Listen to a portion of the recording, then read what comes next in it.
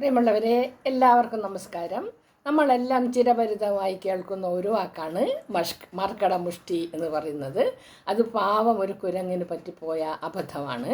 ഈ കുറവന്മാർ എന്നൊരു വർഗ്ഗക്കാർ കുരങ്ങിനെ പിടിച്ച് കുരങ്ങ് കളിപ്പിച്ച് ഉപജീവന മാർഗം നേടുന്നൊരു പരിപാടി ഉണ്ടായിരുന്നു. അപ്പോൾ കുരങ്ങനെ പിടിക്കാൻ അവർ കണ്ടെത്തിയ സൂത്രം, കുരങ്ങിൻ്റെ കൈ പോകത്തക്ക വിധത്തിൽ ഒന്ന് വെട്ടിയുണ്ടാക്കി കുരങ്ങ് താമസിക്കുന്ന മരത്തിൻ്റെ ചുവട്ടിൽ അങ്ങനെ കൊണ്ടുവച്ച് കൊടുക്കും. കുരങ്ങന്മാരെല്ലാം കുറേ എണ്ണം വെച്ച് കൊടുക്കും. ഒരാണിനെയും പെണ്ണിനെയും പിടിക്കുക എന്നതാണ് അവരുടെ ഉദ്ദേശം. അതുകൊണ്ട് തന്നെ കുറേ കരിക്ക് വെച്ച് കൊടുക്കും.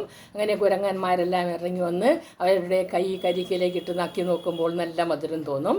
അപ്പോൾ അവരെല്ലാം അതിൻ്റെ കൈ ഉള്ളിലേക്ക് ഇട്ട് ഉള്ളിലേക്ക് ബലമായിട്ട് കരിക്കെല്ലാം അമർത്തി വാരി കൈ മുഷ്ടി ചുരുട്ടി ഇങ്ങനെ പിടിക്കും. അപ്പോൾ ആ കൊച്ചു ദ്വാരത്തിലൂടെ മുഷ്ടി പോയ പോലെ തിരിച്ചിങ്ങോട്ട് വരികയില്ല. അപ്പോൾ അത് അവർ വിടാനേ താല്പര്യപ്പെടുകയില്ല. കാരണം അതിൽ അവർക്ക് കിട്ടിയ ആഹാര വസ്തു ഉണ്ട്. അതുകൊണ്ട് അവർക്ക് ഓടാനും പറ്റുകയില്ല.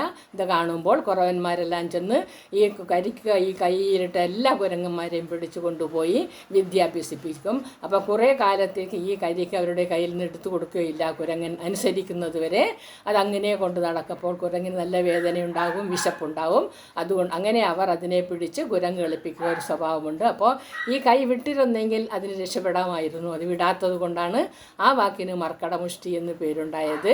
എല്ലാവരും ഓർക്കുക. നന്ദി, നമസ്കാരം.